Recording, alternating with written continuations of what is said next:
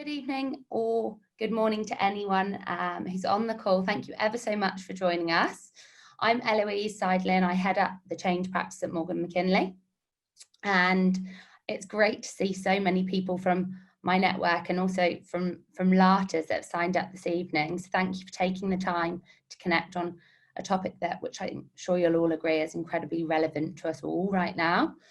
We'll be recording the session tonight, so for anyone that would like to see it afterwards, share with their network or distribute, please get in touch, and myself or Lata can send that directly to you. It's a great delight to be able to partner with Lata for the event this evening to launch our first change webinar in 2020. Lata is actually someone that I've known since I started recruiting at McKinley, and she's always lent me an ear, whether it be for something in change that I'm puzzling over, or how I might approach a problem with a fresh set of eyes. In fact, even for tonight, she had solutions for music and to avoid awkward moments. So she's just, yeah, fantastic at thinking outside the box. Pre-COVID, Lata and I sat down to talk about partnering for an event. And pre-COVID, this was, it came as no surprise now on reflection that Lata said, why don't we do this as a webinar? And the thought hadn't even come into my mind then, because this was before isolation, right? But yeah, she's always one step ahead. I know that the session this evening is very interactive, and we've got a couple of breakout things that we're going to look at doing, something we haven't yet trialed with an audience of this size.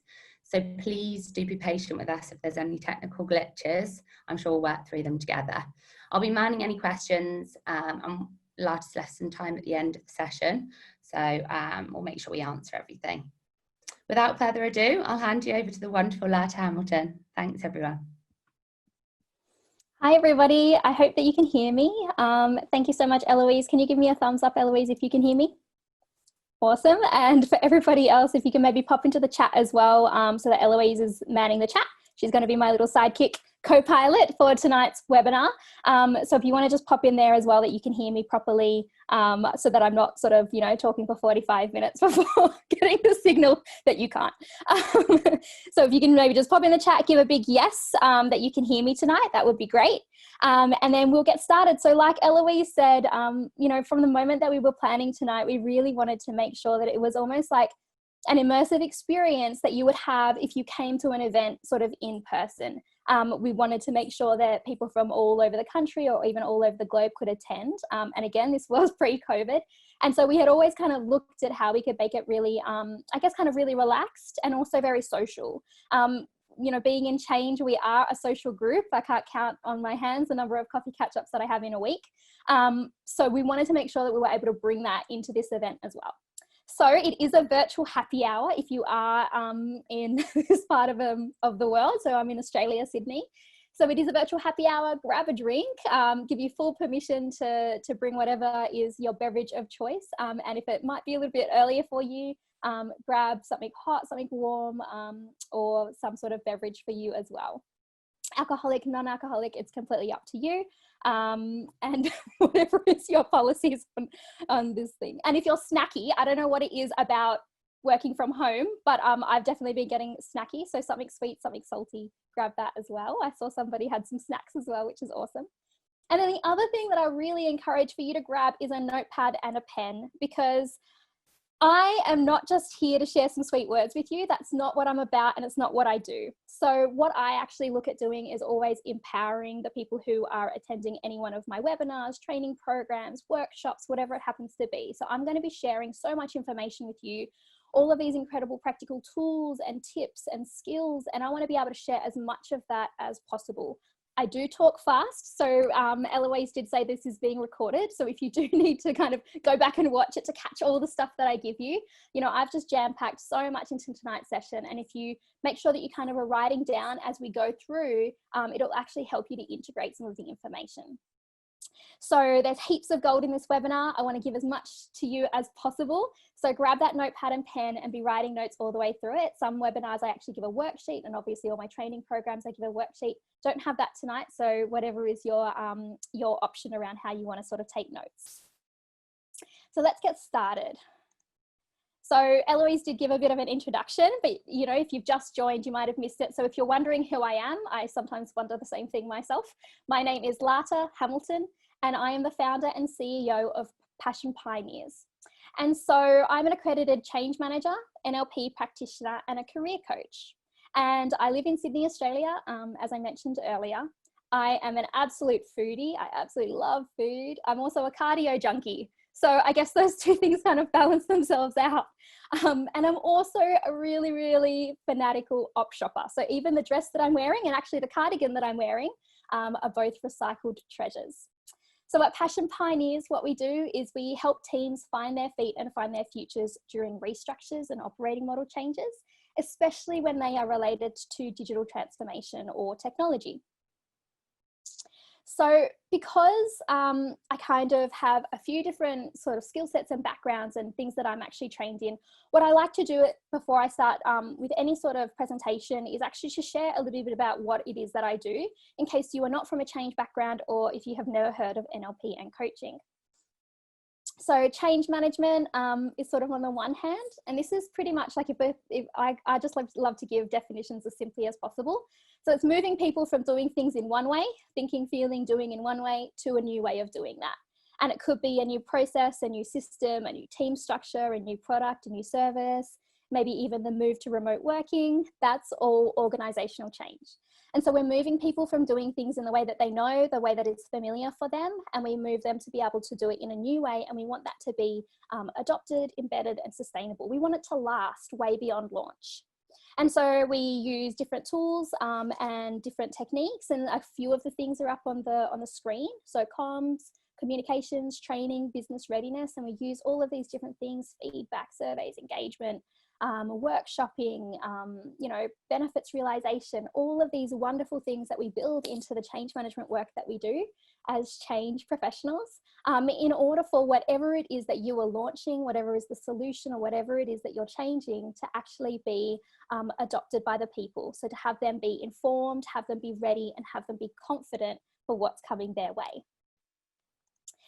And then the other side of what I do as well is called neurolinguistic programming. So NLP for short. It's a much easier way of saying it. And I don't know if you can actually see my screen. If I am not always on the screen, you can always pin my video to the top. I'm going to pin my own video. So that I can actually see the screen. So NLP, and NLP is a study of excellence in behavior, communications, and psychology, or your emotions. So what we do with NLP and coaching is we take people who want to get an improvement in an area. So I, for example, am a career coach. So we take people who are wanting to get an improvement in an area, or who want to make some sort of change in that area, and we coach them to success by changing the meaning of the problem or the event or the decision in their mind. And so with NLP and coaching, we can do amazing things. We can break down addictions. We can change habits and shift habit patterns. We can release negative emotions and limiting beliefs. We can also do incredible things like install positivity or install motivation, or give people clarity around problems and decisions. And it goes a little bit further than therapy and counseling, because what NLP and coaching is really all about, it's all about coaching into future results. So it's all like success is based on results when it comes to NLP and coaching.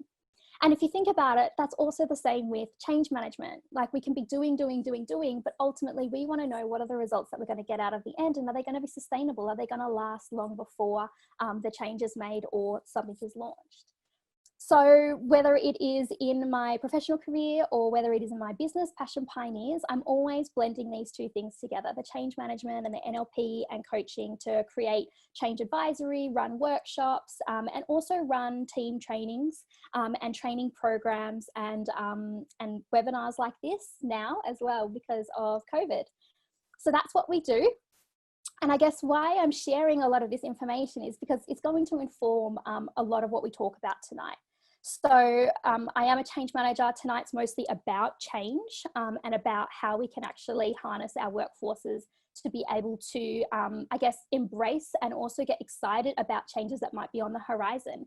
And the sustainable way that we're going to do that is by tapping into some of those NLP and coaching techniques to actually be able to get an emotional transformation and get real shifts and changes deep within people's hearts, minds, and spirits, essentially, as we move through these really challenging times, not just now, but probably coming up in the future.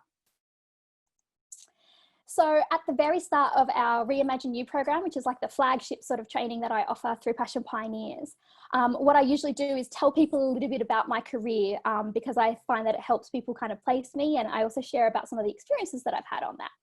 So I've worked in so many different places. I've worked in cafes, I've worked in little advertising agencies, I've worked in one of Australia's biggest companies in food and drink, I've worked for some of Australia's biggest banks, including ANZ and Suncorp. I've worked at a local council, and now I'm working for quite a big retailer, a supermarket chain. You might have heard of it before if you're from Australia. It's called Woolworths. So I'm working there with Woolworths with an amazing change community. We might have some of those people on here tonight. So shout out to my colleagues if you're here. And so I've worked in a whole heap of different places. But what I noticed was something in common between all of the different places that I had worked. And that was that every single one of the teams that I was in my first 5 years of working, every single one of those teams restructured. Every single one. In one case, I had been with an organization for like about 2 weeks, and then an entire organization-wide restructure was announced. So everybody from the CEO down, all 15,000 employees, all their roles pretty much got thrown up into the air to see if they would land in the new structure. And you know, that was kind of crazy. It was probably one of the biggest sort of restructures this country, has probably seen. And so, you know, you might be looking at that and kind of thinking, was it something I said? Like, what is the common, you know, the common factor in all of these teams and all of these teams that are restructuring? It's me. So, you know, maybe I'm a bad luck charm, or maybe I'm cursed or something like that. But actually, no, that's not the case at all. Restructures and operating model changes and redundancies are simply a reality now of workplaces today. In order for our companies and our organizations to stay competitive in an ever-changing marketplace, whether that's local, national, or, you know, global, we need to be able to structure our teams in such a way that is going to allow us to be able to follow those strategies and actually be able to perform in the market and add value consistently to our customers, our clients, or our shareholders. And so my dad, he actually worked for Kimberly-Clark, you know, the guys who make like the nappies and the toilet paper, which obviously is in high demand in Australia at the moment. Pity he doesn't work there anymore. But he worked for Kimberly-Clark for 25 years, and almost 25 years, I should say. And so I asked him, like, this was a few years back, I asked him, I'm like, you know, like, what, or how many restructures have you been through? Like, you've been in this one company, so you kind of haven't changed around the way that I have. So I was like, how many restructures have you been through? And he's like, I thought about it for a bit. He's like, oh, like, I guess I've been through like 5. And I was like, what? Like, that's crazy. Like, for me, in the first 5 years of working, every team I had been in had restructured, and I'd been in a lot of teams because I'd been on a graduate program, so I'd moved around as well. And so I'd been through more restructures in my first 5 years of working than he had been in his entire career life at Kimberly-Clark, which is essentially my whole life at that time. So the world has clearly changed. Things have absolutely changed. And I would suggest that they're actually going to change even more, and now also at a faster pace. So let's talk about the corona elephant in the room, because I have mentioned it a few times. And I think that it is, you know, I guess something that is necessary to be mentioned, given the situation that for probably most of us on this webinar tonight would be in. So in a few short weeks, the rate of change has just simply exploded. I mean, in a way, we've kind of become more internal because we've all kind of moved inside and into our own homes, but the pace of change, the rate of change, the change that we require our teams, our employees, our colleagues to actually adopt is just being crazy. So 100-person teams have scattered overnight. We've had, you know, moving them out of offices now empty into homes. Homes have now become the hub all day and all night. Borders and boundaries are locked down between countries. I'm trying to get a package over to New Zealand, and I'm hearing that it might take more than a week or maybe even 2 weeks, even though I sent it express. So I'm like, huh, who knows what's going on there?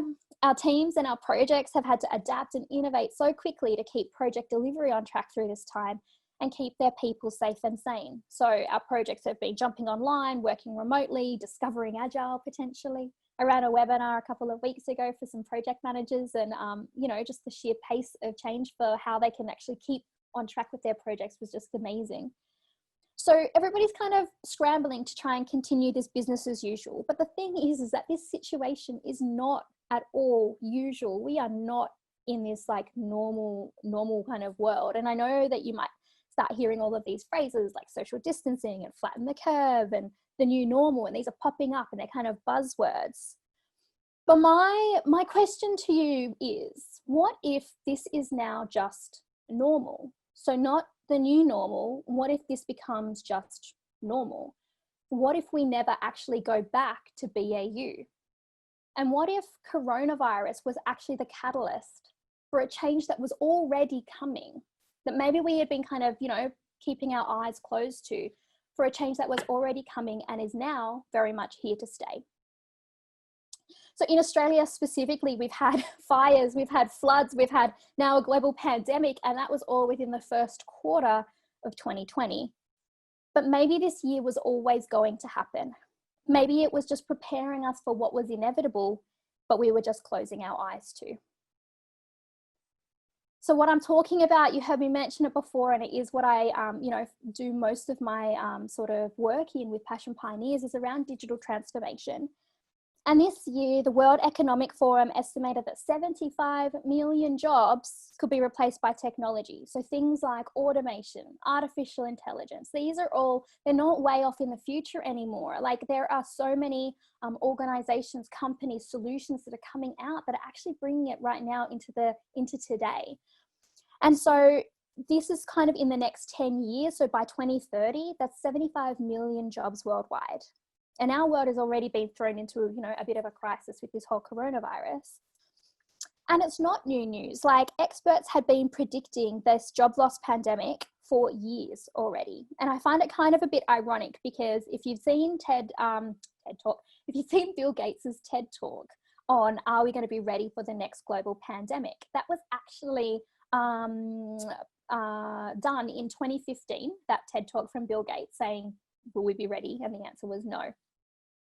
And interestingly, in that same year, the Committee for Economic Development in Australia estimated that 5 million jobs in Australia could be gone by 2030. That's like 40% of all roles, almost 50% of all jobs could disappear because of technology change. And so perhaps much like we hadn't maybe been so privy to or actually really seen a lot of people preparing for that global pandemic, or, you know, governments, companies preparing for a global pandemic. Like, did we see those preparations happening in 2015? I don't remember seeing anything. At the same time, like similarly, our industries, our companies and our governments haven't been actively preparing on a really nice wide scale, on a big wide scale, for a scenario where millions of jobs could be redundant in the next 5 years. And now what I would suggest is that we actually don't have a choice.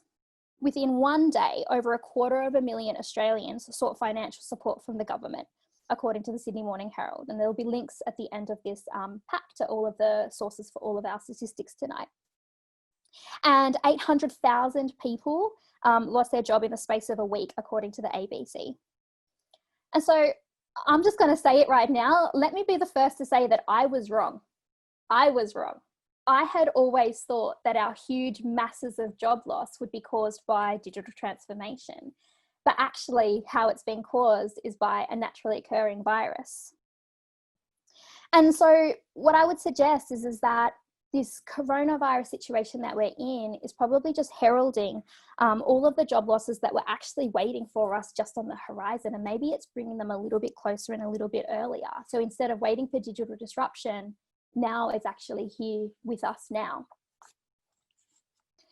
And so if we don't adapt to the new world that's already landed in our laps, who knows what the future could bring? Projects and programs of work shutting down overnight. Some of the things that I've seen in our industry, it's already sort of happening. Staff engagement and trust plummeting might also be happening already.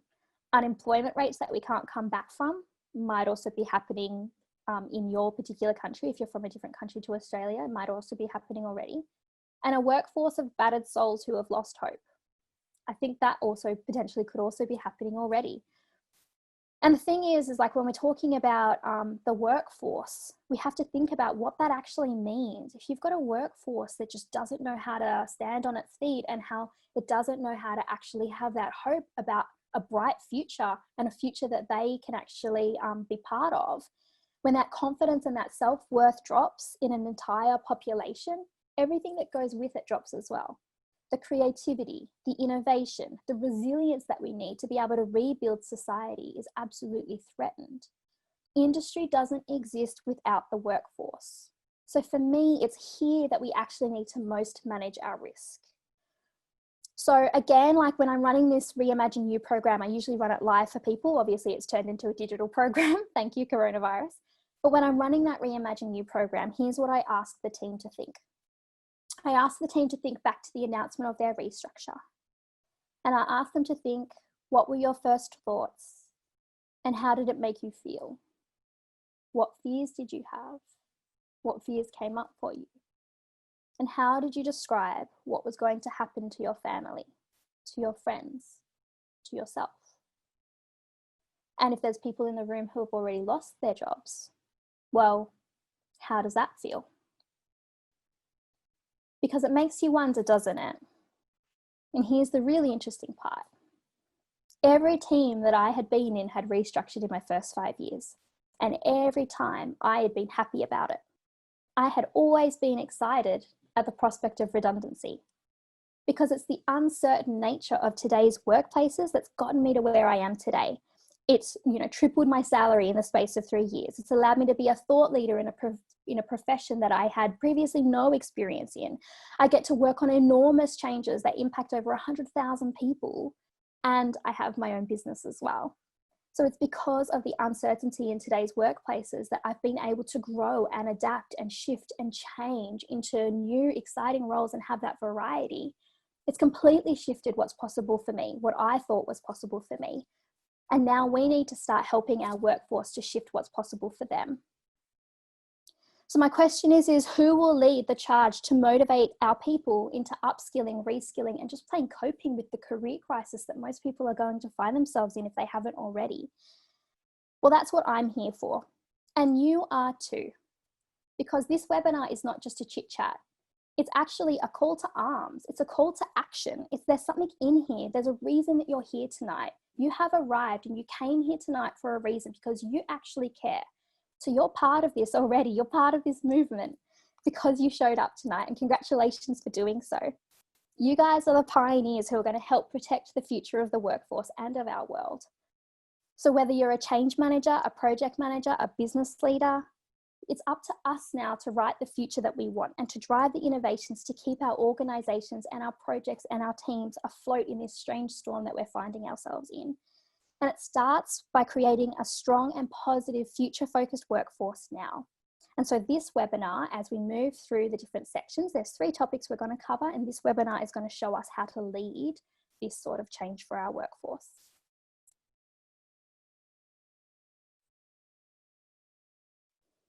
So we're going to cover these 3 topics, and each one is going to have a tool embedded with it. So I'm going to showcase a tool because remember what I said, I want to empower you with practical tips, practical tools that you can actually take away and use in your own life, in your own team, in your own organizations. So we're going to cover anticipating future trends and embracing change and encouraging reskilling in our workforce. So let's start with the first one, anticipating future trends. So I recently heard this awesome quote. It was from a guy called Stephen Mitchell. And it was, though the future has infinite possibilities, the past has only one. And so we do need to live in the present. And we need to solve the burning issues that are in front of us, especially at the moment where we're in this crisis situation. After all that we ever have actually is right now. All we ever have is today. We only ever have this present moment. But we need to be able to look back to the past, and we need to be able to learn lessons from it. And then really importantly for tonight's session, we need to also prepare for the future. Let's go. I was going too fast through. So how do you look to the future when it hasn't happened yet? Well, we do it the same way that epidemiologists are trying to predict how coronavirus will spread. So we need to get our epidemiology hats on and we need to start anticipating these future trends. So your job as a leader of change is to consider all the information and all of the trends that there are today and to start to see where the tides are turning. And it might be the smallest, slightest little swell in a particular direction, in a different direction, that in a year's time actually becomes a tidal wave of change. So for example, a few examples for you around how you might be anticipating future trends. So because everybody's at home now, online deliveries are rising. So we could anticipate that businesses should start to optimize their e-commerce operations. For example, businesses might be struggling at the moment to make operating costs. So we could anticipate that there's going to be some operating model changes in the next 6 to 12 months. And last example, it's clear that working from home can work. So we could anticipate that remote working or flexible working actually becomes commonplace forevermore. We're taking the information and the insights of today to predict what the future holds. And then the real question is okay, looking at these trends and information to start to look at the multiple pathways that the future could hold. Remember, the future has multiple possibilities.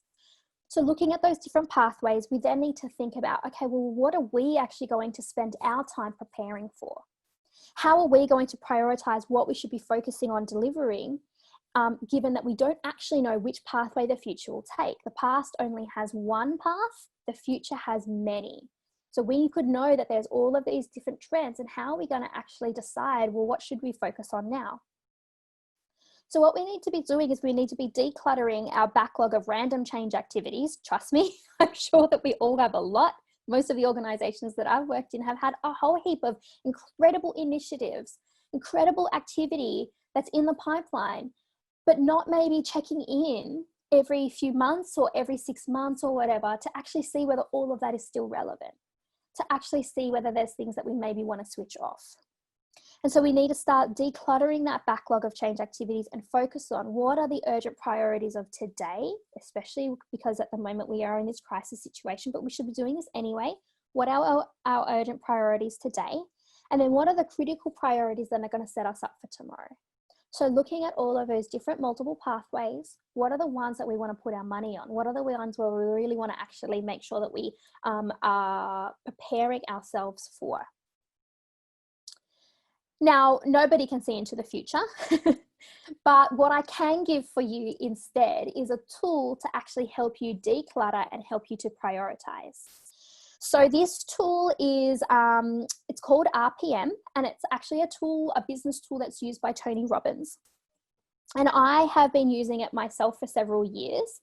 And it's a prioritization and planning tool. And the reason why I wanted to share it with you today is that it might feel like maybe you've heard of prioritization matrices before, and maybe different ways of prioritizing tasks that you need to do. But the reason I wanted to share this one with you is because of the way that you get to your prioritized to-do list, because it's the way that you get there that is really, really special in this tool, and what I've been using now for several years, and it has just allowed me to do so much. So every time that I have a day where I'm working Passion Pioneers, I'm always setting myself up and building myself out an RPM plan. And I can honestly say that when I get to the end of the day, I feel so much fulfillment and so much satisfaction. Not everything has been ticked off my to-do list. Absolutely not. I'm very ambitious and I put a lot on there. However, I still feel fulfilled and satisfied because of the way that I've used this tool to be able to, I guess, kind of decide what I'm going to focus on that day. So RPM stands for the Rapid Planning Method. I'm going to walk you through this, and then in the links at the end of this thing, you've actually got kind of like almost like a workbook that you can go to where you can kind of go and explore more information about this if you want. So Rapid Planning Method, so the R stands for result, or the outcome that you want. And then the P stands for purpose, or the why. Why do you want this result? Why do you want this outcome? So if you have heard Simon Sinek start with why, it's a very, very famous talk. Like if you have heard that, we're kind of, doing something similar, except that we're not starting with why, we're actually starting with the R, which is the result or the outcome that you want. And then the M stands for your massive action plan. So here's all the tasks that you could possibly do to help you to get the result. And for me, the real magic happens with these little stars, these little asterisks that go against a couple of the items, because that's what's forcing you to prioritize. So what I want to do is I want to step you through the one that's on the screen and explain to you a little bit about how this works. So what we would say is this is called like an RPM block. And I know some different businesses also use this. So if you're already familiar with it, that's great. So I'm going to step you through this example. So for example, if I was trying to design a change preparation training, that's the result. The result, the outcome that I want is to design a change preparation training. So that is the what. But why do I want to do this? I need to have the motivation behind why I want to, bother to put all of my energy behind all the things that I know I'm going to need to do in order to design this change preparation training. So it might be to empower our teams, prepare for the future, grow leadership within the business, have an open mindset, encourage an open mindset amongst myself and others, protect our reputation, reduce risks, or lead change better in the organization.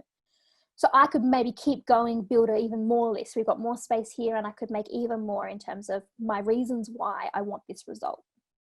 And this is where we start. This is the order that we go through. What's the result? Why do we want to achieve this result? What's the purpose? And only then do we go across here to this massive action plan and we start listing out all the things that we can do. And we put a little bit of time. How much time do we estimate it will take? So then you can seek stakeholder ideas, seek team input ideas, design the training, send it out for review, collect feedback, update training, and launch registrations. But you can see here, I've only put little asterisks. So the asterisks are like the things that you have to do. They're the things that you must absolutely do. So when we're looking at this one, I've only put asterisks beside two of them. Seek stakeholder ideas, because I want that in there. For me, that's a must have. That's something that's critical. And also to design the training. So why aren't the other ones maybe like, things that I have to do? Well, if you look back to the result, design a change preparation training. It doesn't actually say to launch it. It actually only says to design it. So while I might originally have felt overwhelmed with all the stuff that needs to happen, and we can feel that way, we've got stuff that we're focusing on now and stuff that we need to focus on in the future, we might feel so overwhelmed because it feels like, how am I going to get it all done? So when you actually start with what outcome you want and then why, then you can actually dictate, what are the critical things that I must do in order to get this done? In order to achieve this result, what are the bare minimum that I have to do? And so actually you can see that instead of having several hours worth of work, if I only do my 2 must-dos, it's only an hour and a half. Does that feel more achievable, doing an hour and a half worth of work? Absolutely. So I might allow 2 hours for this. And if I have some spare time up my sleeve, I might want to do some of these other ones as well. I can build that in. So that's kind of an example for you. And what I love about this is that you can actually use it for anything. Like here's just a really light example, a very kind of delivery focused implementation example on the screen. But what I would say is that you can actually use this for anything. You could have results that are based around like future strategy and then your reasons why behind it. And then you could have each of your massive action plan items potentially being projects that are either already in the pipeline or ideas that have come into the team for doing in the future. And then when you go through and you actually go, well, what are the things that must happen? Like your gut will tell you that. That's what we do a lot of with NLP and coaching. It's like actually just trusting those instincts and going, yep, cool, here's the things that are the must-haves. Not over-engineering it, not overthinking it. So you can use this in so many different ways. You can use it on a really high level scale, like you can use it on a really low level scale, like I've shown you here. Sometimes easier, demonstration on a low level scale. So like I mentioned, I'm giving you a crash course in RPM right now, but go to the link at the end of the slide pack and you can actually get a really amazing, like kind of detailed walkthrough and like all the information behind how to actually do this. So that's my tool. We're doing a toolkit tonight, and that's my tool for you to anticipate the trends, because anticipating the trends is great. It's not so great if you go into overwhelm. So you need to find something, and I'm offering up this tool, which is RPM, to actually be able to prioritize and decide what you want to focus on what matters most. A few extras, because I like to throw in some extra things for free, and I warned you at the start that I'm going to give away a lot of gold. So a few extras when you're anticipating the trends. A few more tips. First one, keep your friends close and keep your enemies closer. So when we're thinking about digital, we know that digital's on the horizon. We know digital transformation, AI, automation, any sort of technology change. We know it's on the horizon. So embrace it now. Be on the front foot. Embrace digital in all its forms and as much as your eye strain can allow. And get on the bandwagon, because if you notice, as we start to see more and more things turning digital, the more digital that you yourself as a leader of change have up your sleeve, the better placed you're going to be to not only cope with those changes, but to also be able to help other people through them. It was really interesting when we moved to remote working, because suddenly Zoom became the new buzzword, like it became the fashionable, platform to be on. But I'd actually been on Zoom for several years. The reason that I had chosen Zoom over other platforms was because you can actually share audio of your computer. And that was the reason why. So now everybody's on Zoom, like every man and his dog's on Zoom, but I already had been on it for ages. So jump onto the bandwagon of digital and keep abreast of all of those trends. And then the other thing to help you anticipate the trends, how do you find what these trends are? My suggestion to you would be to stay connected. We've got an amazing group of how many people? We've already got 75 people on tonight's webinar. What an amazing network. So stay connected to like-minded people, stay connected to, the other champions of this change and the other pioneers of, empowering our workforces. Staying connected with these people, they might, it doesn't mean that you always have to be at the bleeding edge of change. They might be the ones there, but you can watch and ask them questions and learn from them. Even just earlier today, I was having a conversation with somebody who had an initiative that I saw on LinkedIn that I just loved. And I just had a, virtual coffee catch up with her to go, how did you go about doing it? And, how did you iron through some of the challenges and problems like, delivery to New Zealand? So I was learning from her previous experience. She was the one who was kind of pioneering that initiative. And I was like watching on the sidelines going, cool, that looks amazing. I want to try it too. What can I learn from you? So participate in forums like this. Go to as much as you can. Read. There's so much out there at the moment. So find forums that have, information that actually switches you on and that you believe. There is also a lot of random junk news out there, but go to the places that are credible and read as much as you can. Listen to amazing podcasts. I'm listening to podcasts every morning on my run. I run for 45 minutes in the morning. And I just love listening to incredible podcasts that actually start to give me ideas of what's coming up in the future. And then obviously YouTube, my favorite thing. Watch as much as you can too. So the fact that you're on this webinar, I already know that you're a pioneer of change. And so find the other pioneers and stay connected and start anticipating the trends together and actually help each other to see what's going to come up on the horizon.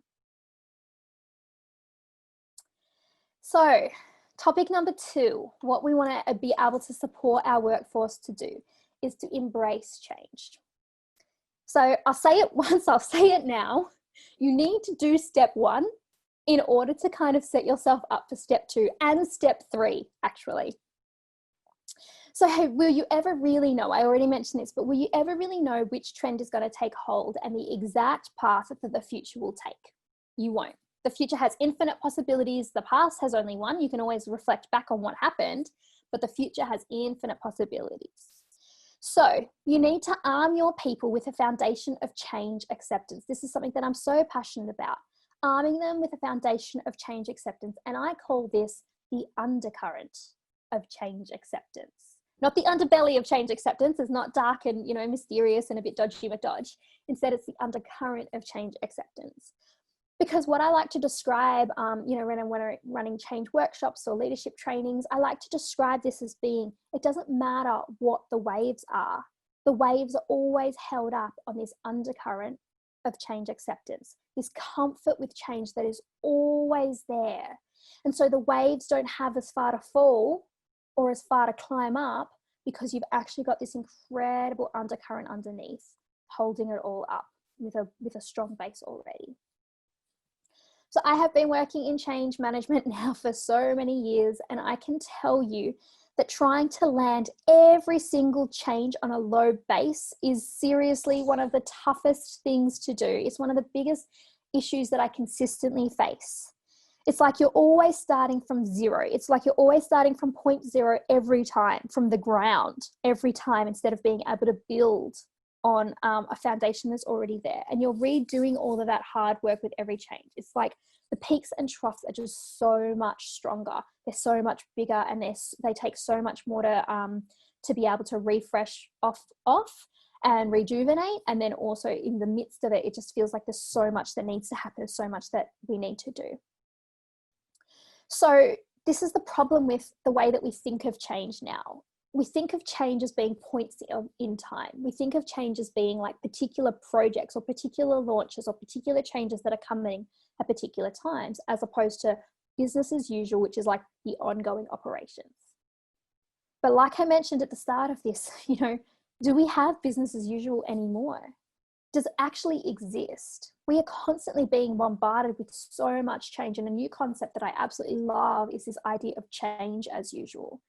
Because when you stop believing that there is a state of normal, that a normal state or a state of kind of equilibrium exists, then you kind of stop getting so stressed out and so overworked and so worked up about the changes that keep coming along. If you know that those changes are always going to be there, but you've also built up that comfort level with change, and that your whole workforce, all your organization, all your team has this incredible sort of comfort with change, and they know that it's just going to happen, and that we're always in a state of flux, we're always in a state of movement, we're always in a state of impact. If that's what it is, this kind of idea that change is ever present, ever constant, and each change brings hot on its heels more changes, the pace is so fast and we're never not changing. We know that this is the case. So we need to be able to start to share that with our workforce. And our workforce isn't there yet. Our workforce's psychology is still stuck in this never land of business as usual and refusing to grow up to see that change is just a reality now. So what I would suggest for you when it comes to encouraging your workforce to embrace change is to seed it early. Because you've anticipated the trends, remember I said you need step 1 to be able to do step 2. So because you've been anticipating the trends, you'll know that coming up in 1 or 2 years' time, a particular shift will likely happen. So then you can start actually seeding it today for your workforce. Think of ongoing programs that actually help drum into people's heads and hearts a comfort with change. Because seeds are they're like seeds, right? Like, you plant a seed and you nurture it and you water it, and then you watch it grow into something that is just so spectacular, either a flower that then gives more beauty to the world, or a plant that is going to nourish, community, or a tree that's going to provide shade. And you plant those seeds early and you nurture them, and then you let them grow. Because when you water and nurture them over time, then seeding something, say 6 months, when you seed something now, then say the change actually hits them or impacts them in 6 months, 12 months, 24 months, they're going to be like, oh, hasn't this already happened? Like, we've been waiting for this for so long. Finally, it's here. And they're actually going to be like, finally, we've actually got this change happening. And they won't even know it, because you've been seeding little bits and pieces over time, over the course of, say, 6 months, 12 months, 24 months. It's not going to feel so overwhelming for them. It's not going to feel so crazy. So your workforce, when you go to implement the change, will probably wonder why it's taken so long. It will feel like it's inevitable. It will feel like it was written in the future. And they might even potentially, for some savvy people, might actually feel like it was their idea, that the change that you're about to launch was their idea, because it's been sitting with them for so long. They've been mulling it over for so long. And that's what emotional buy-in is all about. when people think that it was their idea, or like that they had seen that it was going to happen for ages, absolutely, they're going to be bought into it. That elusive, what's in it for me? You've nailed it on the head. So what we're talking about here is we're talking about playing the long game. We're talking about taking ourselves away from tactical kind of peaks and troughs of change, and actually building up almost like a groundswell over time, and starting to seed things that you predict and can anticipate in the future, seeding them really nice and early, so that people start to just have not only a big comfort level with change generally, but also that they actually feel like they're preparing. It's like their psychology, as well as their skills and their knowledge, has been preparing for this for a very long time. And so habits do take time to change. Doing this, taking it over the long time will really help you. It's a long-term investment. I'm not going to say that it's not. It's going to be a long-term investment. You will have changes come in, like people in the team move in and out of the team, but it's a long-term investment, and it's one that pays off every time you go to launch an initiative, because it paves the way for all and any changes that come afterwards. And so you heard me say that I am a coach. So the tool that I'm going to give for you in this particular topic, so this topic around how to encourage the workforce to embrace change, is a coaching mindset. So what is coaching? When we're talking about coaching, what does it actually mean? Well, I mean, I'm a coach, so I've got my own definition, but in the context of what we're going to be talking about tonight, I would say that coaching is empowering with guidance, whereas teaching is more like sort of telling with authority. And we'll go into this a little bit more. So you want to not only build the coaching mindset for yourself, but also help build the coaching mindset for others as well. So teaching is like telling with authority. It's kind of like there's one way of doing things, as well as the fact that it's kind of one way, right? Like you've got somebody who's an expert or somebody who knows the knowledge or the information, relaying that knowledge or information to the people who are receiving that information or receiving that teaching.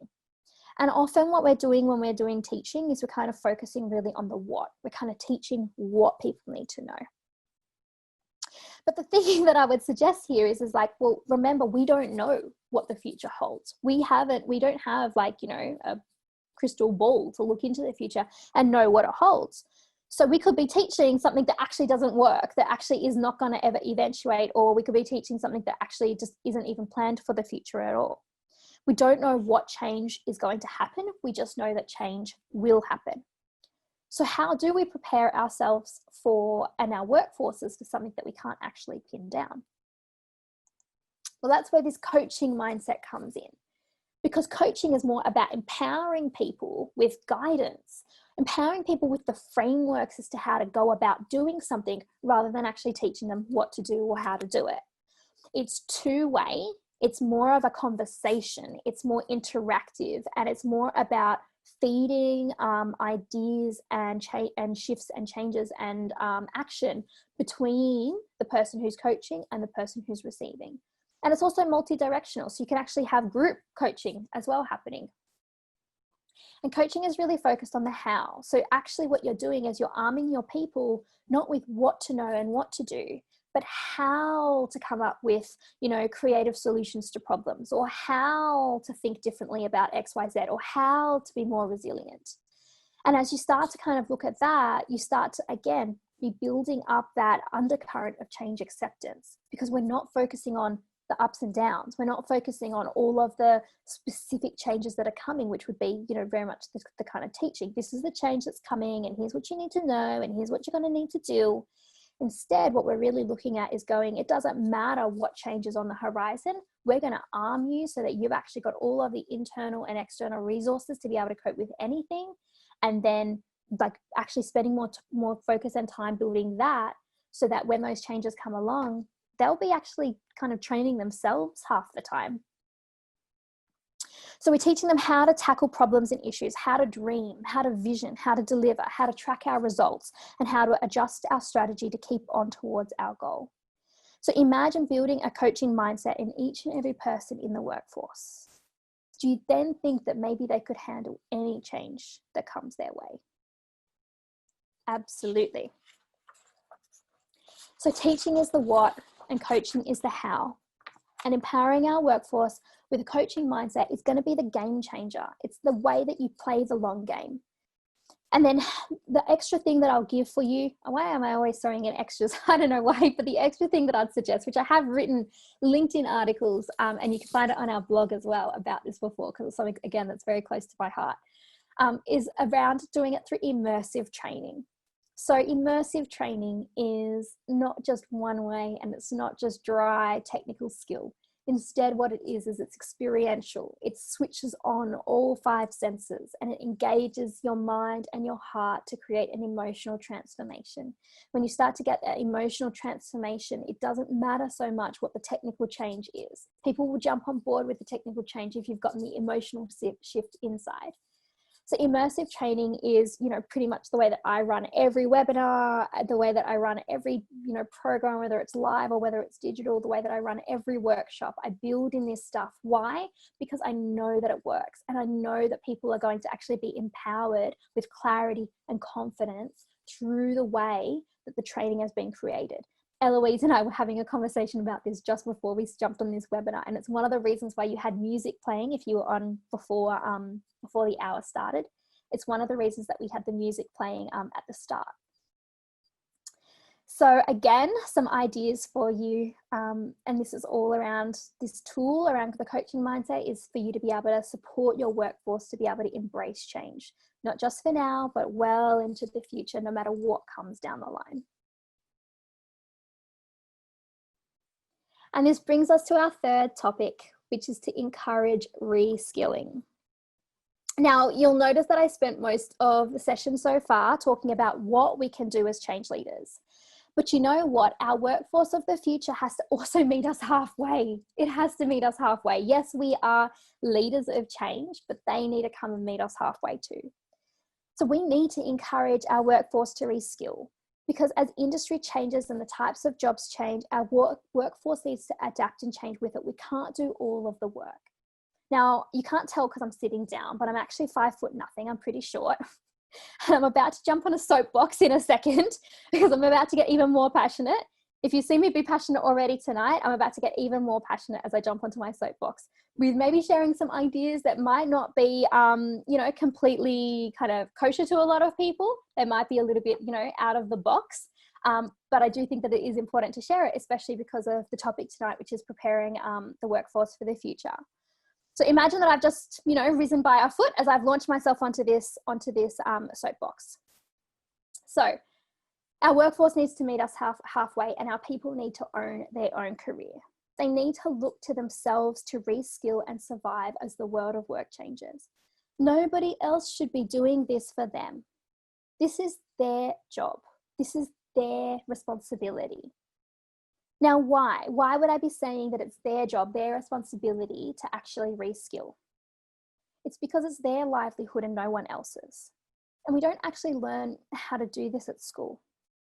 The thing that's going to hold so much of our workforce back from actually living the future that they want and having the career success that they want and being able to actually, kind of adapt and perform in the future of work is their own confidence. It's their own sort of clarity and confidence within themselves to solve the career crisis that they might find themselves in as digital lands on our doorstep.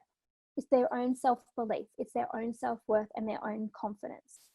So just like we're doing it as leaders of change, they too need to be anticipating the trends. They too need to act now and be like kind of prioritizing where they're going to focus their time and attention. And they too need to arm themselves with the internal and the external resources to be successful both now and in the future. So as leaders of change, we can absolutely help them. We can help them to do this. We just have to make sure that we're very careful about how we do it. Now, again, I'm on my soapbox. So remember, I'm still up here on a soapbox. We've built a workforce that relies on their employer to prop up their career. I'm all for performance plans. I think it's absolutely right that an organization encourages their people to have specific measures and KPIs of success to meet in order to contribute to the overall goals and the overall success of the organization. So performance plans, in my view, get a huge tick. Where I think that we might have a bit of a slippery slope that started is when we also take on the responsibility of people's development plans. Because how will our staff have the courage to reskill in brand new roles that may be beyond the realm of our own company or maybe even our own industry? You might not have the jobs of the future in your company or in your industry. So how do we encourage people to actually reskill to whatever is wider in the industry if we are the ones who are taking on the responsibility of their dev plans? So if their career future is part of an internal people process, we end up with this conflicted interest happening. Instead of being able to let our workforce really look at the macro picture of what's happening in the world of work and in the industry, we could be starting to pigeonhole them into what's available within our organization only. And we're teaching our workforce as well, we're kind of swaying the the leverage that we have, because we're also teaching our workforce that we as their employer are going to take care of everything, that we as their leader are going to take care of everything. And so you might have some staff who might feel like work is a chore. And then if they then think that their dev plan is a part of work, their development plan is a part of work, then they might start to think that that's a chore. And then if they think that that's a chore, they're definitely not going to have this intrinsic motivation to reskill into whatever that future looks like. So instead, we want to have them build a launch pad and to find purpose in life and confidence in their own abilities, their own skills, and their own mindset. And let me give you a bit of a mini example. Like, people always said that I would make a really great teacher. It's kind of funny then that I'm kind of running this webinar. People always said that I'd make a really great teacher, but I remember back to high school, and I remember the people in my class, they were horrible to their teachers. Like, they didn't want to be there. Like, school was just somewhere that they didn't want to be, that they were forced to go to. And I saw how those kids treated their teachers. And so I very early made a decision on that while I might kind of be great at teaching, that I wasn't going to actually be a teacher. I only ever want to be running sessions like this, webinars, training programs, workshops, whatever it happens to be, with people who want to be there.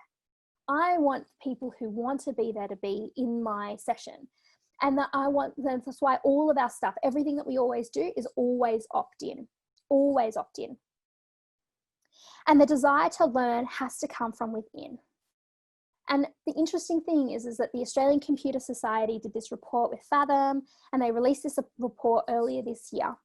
And it found that the fourth industrial revolution, so the industrial revolution that we're moving into now around technology and transformation, that this could actually add an additional 5.6 million jobs to the Australian economy, and that 25% of these are going to be tech related. But as people, as humans, we sometimes don't always do what we know is right for us, or we don't always do what we know is good for us. And there is a big difference between knowing and doing. So we know that while, yes, all of these jobs could be impacted, 5 million jobs, on the other side, we have all of these incredible new jobs that are going to be opening up. The challenge that we have is if we have a workforce that doesn't want to move to them, if we have a workforce that doesn't want to actually make the change to reskill, they can't be bothered, or they're too scared to reskill, potentially into some more tech-related jobs in the areas that are actually opening up. It's not all doom and gloom. We have so much opportunity in our future, when it comes to the future of work, but our people need to be willing to actually jump on board and do the hard work to reskill, to move into those new areas and industries. So this is why this desire to reskill, kind of like for me, whenever I'm sort of like leading a session like this, the desire to learn, the desire to reskill has to come from within. And it all comes back to RPM, right? It all comes back to what is the outcome that you want and what are your reasons why? Those reasons why, that purpose, that is the intrinsic motivation, the internal motivation that people are going to have to reskill. Each person, each individual in our workforce needs to find their own purpose. They need to find what's going to switch them on and what's going to give them that fire to actually want to go and reskill. So this is really what I'm kind of encouraging here. It's about actually starting to balance this responsibility of reskilling. It's not all coming from the employer, and it's not all coming from industry. It also needs to come from our people as well. And I am a firm believer in a top-down approach meeting a bottom-up build, or a bottom-up approach, or a grassroots, and meeting in the middle. Because to me, that's where you get the most sustainability, that's where you get the most adoption, and that's where you get people who really feel switched on and really empowered about what's coming up in their future. Okay, so I'm going to jump down off my soapbox. I've just shrunk again to 5 foot nothing. So an easy and quick way to inspire staff to reskill, which I've been using and sharing a fair bit as we've been sort of seeing a whole heap of job loss through this coronavirus situation, is to do what I call transferable skills. Now, if you've heard of transferable skills before, that's perfect, because that's, essentially what we're going to be talking about. And transferable skills are skills that can be applied in any role, any company, any industry, any country. Because when you start to get your staff or your people or your workforce to start to see their own transferable skills, When they stop looking at just what the role is that they do or what the task is that they do, when they actually start chunking up and looking at transferable skills, they actually start to build confidence in themselves, and they also start to build the intrinsic courage in the face of change and the possibility shifting what's possible for them as to what they could maybe do in the future. So we use an NLP technique called chunking to do this. And I'm going to show you super quickly because I am mindful of time. Actually, I'll bring it up on the screen first. I am mindful of time, and I really want us to have the opportunity to interact, to break out and chat, and also to come back for some Q&A. So I'm going to move through this really quickly, but you can always reach out to me afterwards if you want more details. So the first step to mapping our transferable skills, and the reason I'm teaching you guys this is because I'm really encouraging you to do this, not tonight because you won't have the time, but you know, maybe in the next day or two, to map your transferable skills, because if you know how to do yours, you'll be able to help anybody else do theirs. So we use an NLP technique called chunking. And pretty much with chunking, you kind of just list all the tasks that you do in your job or that you've done in your work. And then you chunk up to the highest level skill of that by asking, what's this an example of? That's the only question you need to ask. What's this an example of? Now, I've got this really cute little notebook. I've got this really cute little whiteboard when I went digital about a year and a half ago. And I'm going to use it to show you what I mean. So I hope you can see me. I'm going to try and increase my video a little bit so that you can see me a little bit better. So let's take, just as a really kind of easy example, because I'm just showing you the process at the moment. So let's take something super easy. Let's say that I do sort of change communications. So I do communications that are related to specific changes. So that's the task that I do in my day-to-day, right? But then if I was to ask myself, if I was to chunk up and say, well, what's this an example of? When we're looking at this tool of transferable skills, this is an example of, let's say, project comms, because change comms, and then there might be some other types of comms that come out too, which are more project comms. And so the next level up is like project comms. That's an example. So change communications are an example of project communications. And well, what are project comms are an example of? Project comms are I'm getting all my tongue tied. Project comms are an example of just, well, communications. And bingo, there we have found our transferable skill.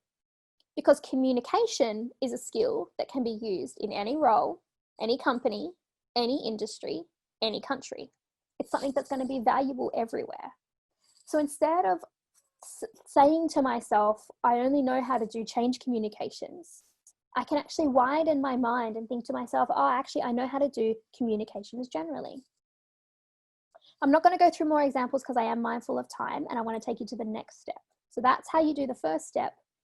And then the next step is to repurpose your skills. Remember how I said you need to do step 1 and 2 to get to step 3, right?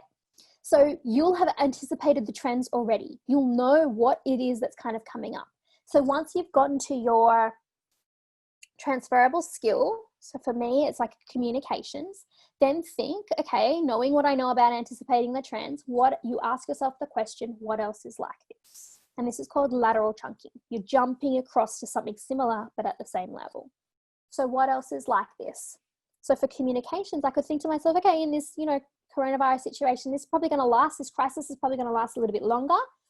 So then I might say, what else is like, communications? Well, crisis communications. And I might actually start to go, I'm going to start to specialize or reskill in crisis communications.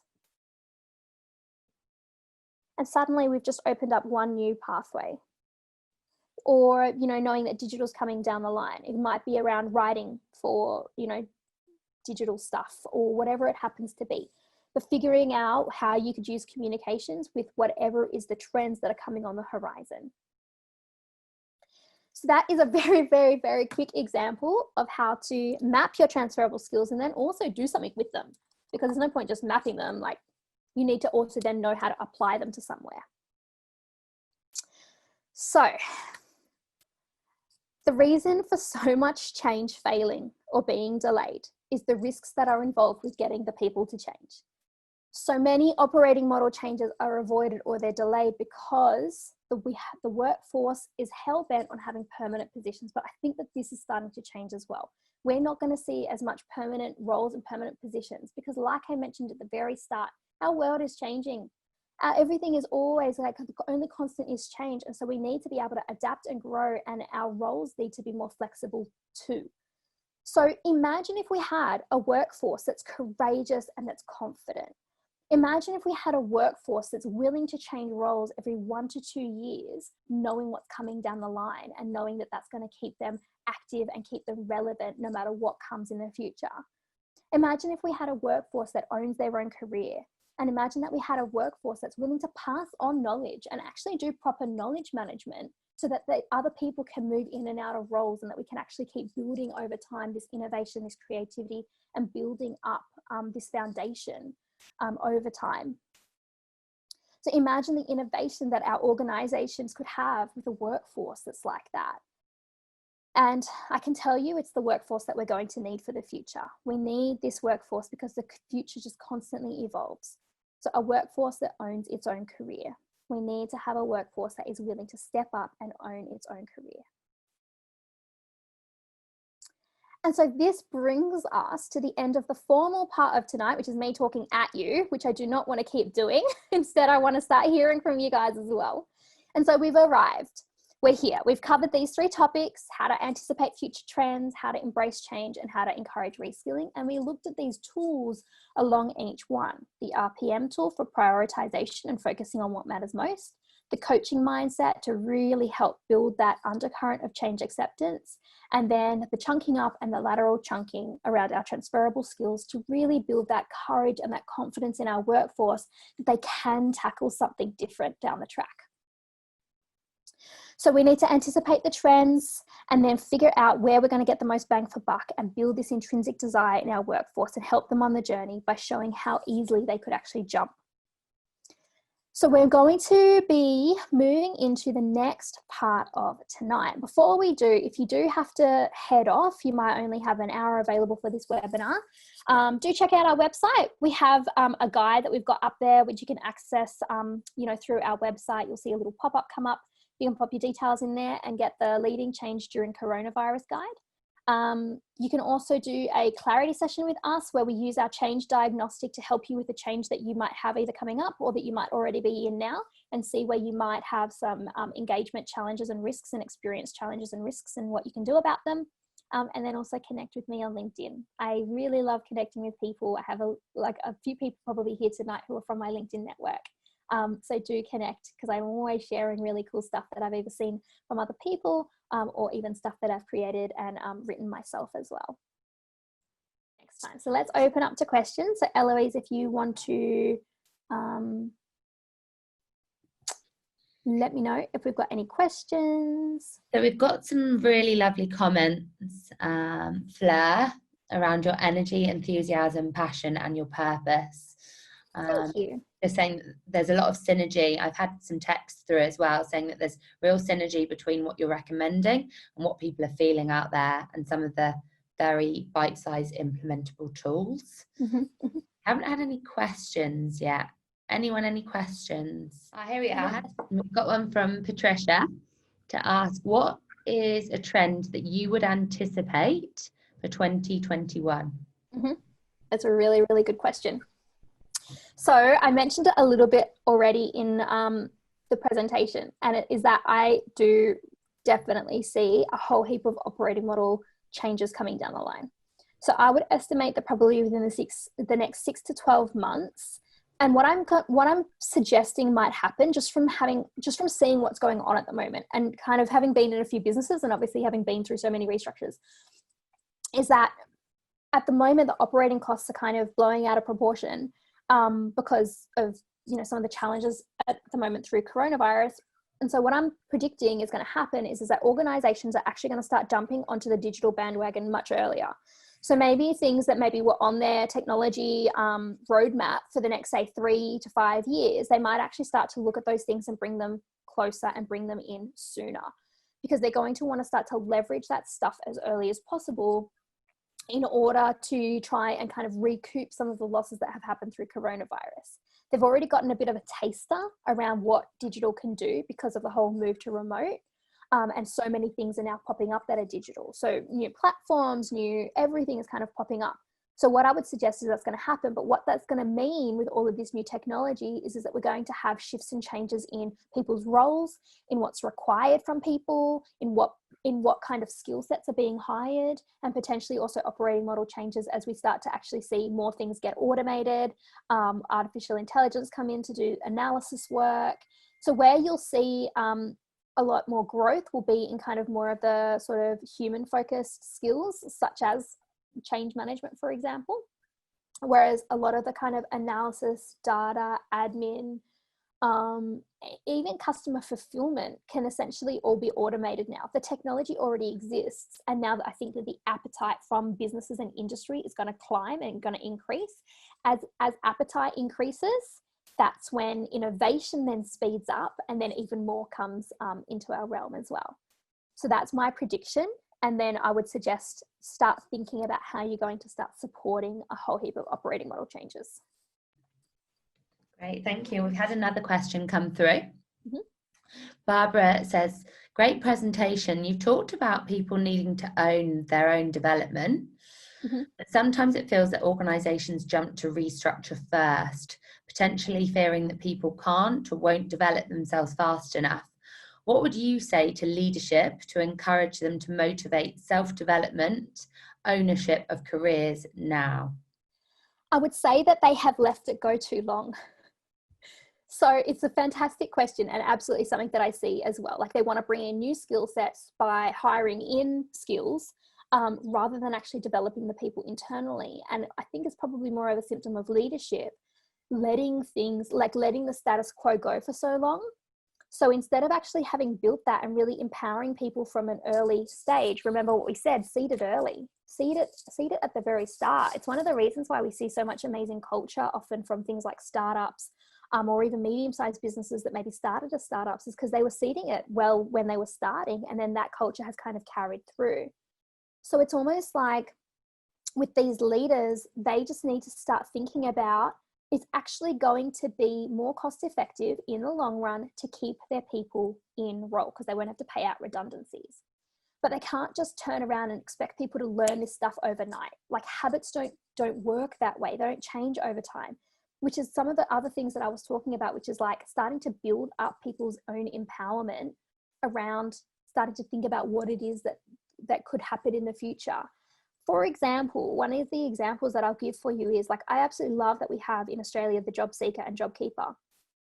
And I would also have suggested that a real opportunity that we could have given through that was to actually, people who were on job keeper, to be, now that they've got sort of that extra time up their sleeve because they can't work in their normal role, we could have actually, helped set them up onto reskilling platforms or online learning or online training. I know a lot of people are doing this off their own volition, but we could have actually made that more accessible or made that more mandated.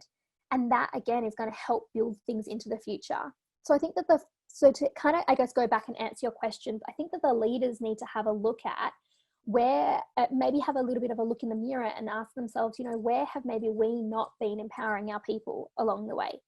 And instead of going, let's just restructure to fix all of this, instead of going, what can we start today?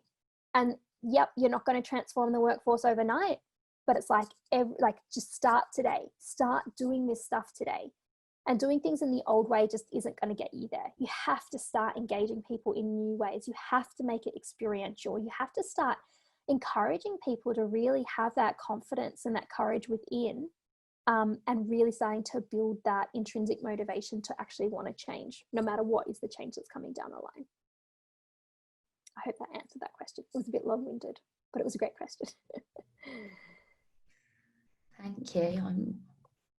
We haven't got any more questions as yet. Any more questions, Alata, guys? I love that you've got a G&T. It's very well earned. I particularly loved the experiential training, and that really rang true for me, because people talk about the life of training and how it's quickly forgotten, but to make that experiential, very involved level of training, music and on all different kind of sensory levels. And I'll give you an example of how you can make training immersive. So like one example that we had was we were rolling out these iPads for council staff. And what we actually did was, because some of the tasks they would need to do on the iPad, some of those tasks had to be done at the council depot. And then some of those tasks would be done out in the local government area. So out in the fields and parks and streets and stuff like that, right? So when we were running the training, what we did was we had huge printouts of the depot and the truck inside the training room on one side of the wall. And any tasks that they needed to do at the depot, we did next to that truck on that side of the wall. Then on the other side of the wall, we had big, like bigger than me kind of pictures of the out and about in the LGA. So like a park, a bin, something else, I don't know, something else. And then we had that on the other side of the wall. So then we actually physically transitioned those people from one side to the other side of the room in order to have embedded in their mind, these are the tasks that I do at the depot. And then because now they've transitioned in the room, it will embed better for them when they actually are going to launch with this new tool. These are the ones that I do out in the field. And then with that, there were then some tasks that needed to be done back at the depot at the end of the day. And so again, we took them back across the room, back to the depot. It's that body learning. It's actually getting all of the senses involved, and it's getting people up and moving about. Now, obviously, when we're all digital, that's going to be a bit harder. It's going to be harder to do some of that physical stuff, which means you've got to work even harder to bring it in.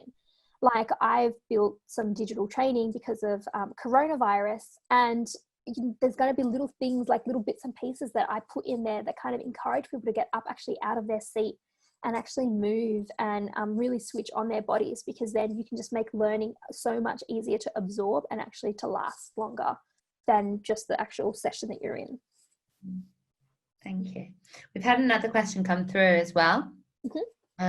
This is an anonymous one saying, how can we better encourage ownership of reskilling and redevelopment at the individual's level, i.e. not expecting the manager or organisation to take charge in a low morale environment? It's a really good question. And it sounds, I'm just kind of going to make some assumptions here, but it sounds like maybe actually you have leaders who might not actually be on board with this.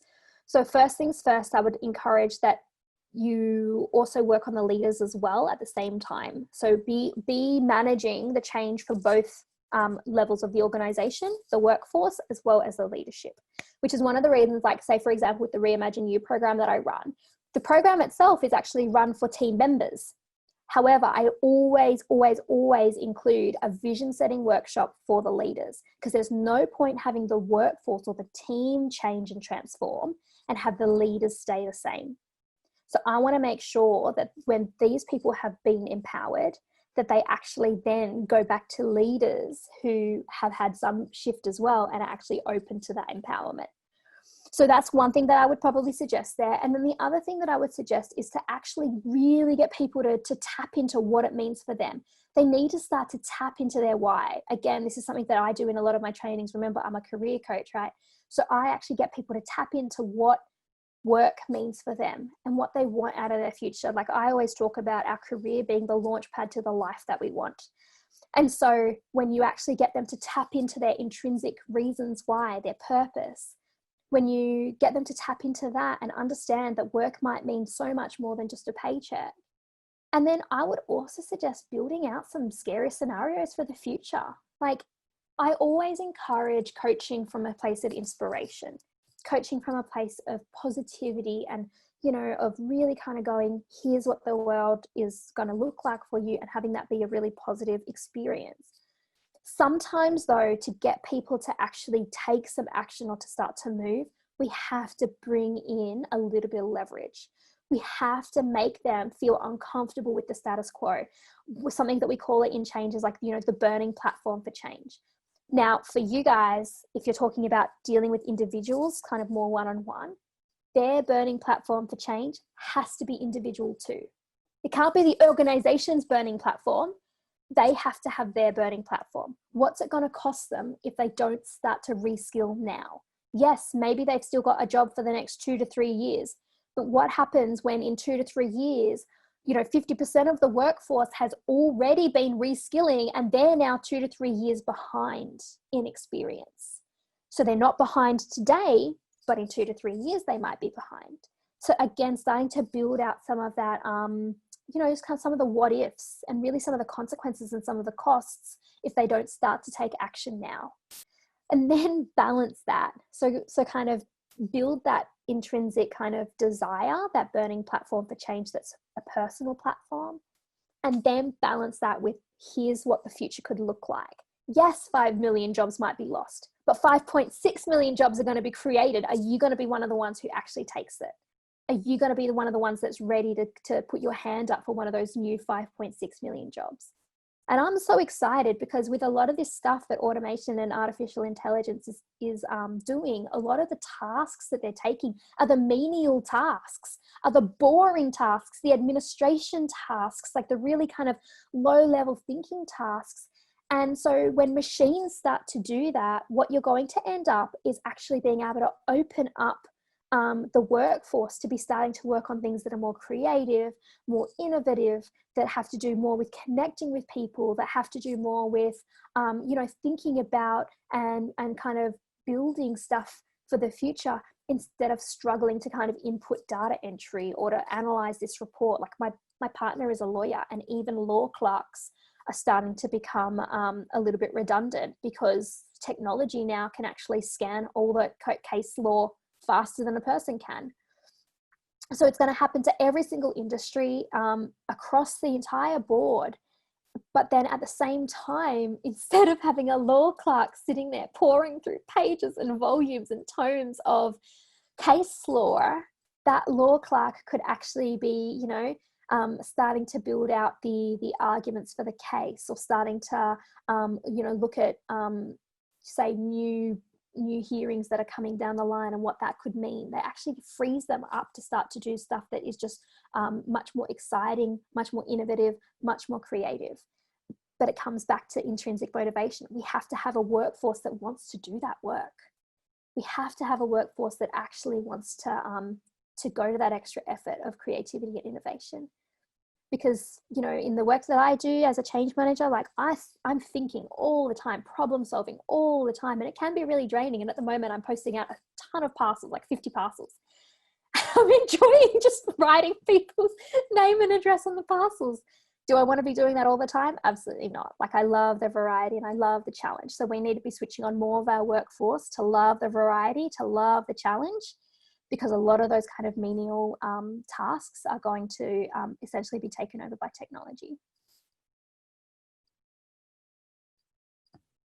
Great, thank you so much. We haven't had any more questions through, but we are at 6:29 now. Thank you, Lati, you've been amazing. You're very welcome. You can something away from this. RPM as well, for me personally, was reps per minute at first.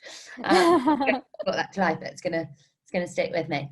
Thank you everyone for attending, and if you want here at the start, just to repeat that we will be sending this out to anyone that wants this. We've recorded the session. Reach out to myself and do connect to the Lata on LinkedIn and continue the conversation. Hopefully we will get a grips of these digital tools at some point. But thanks for bearing with us. Yes, thanks everybody. Hope you had a great night and enjoy the rest of your Wednesday. Bye. Bye.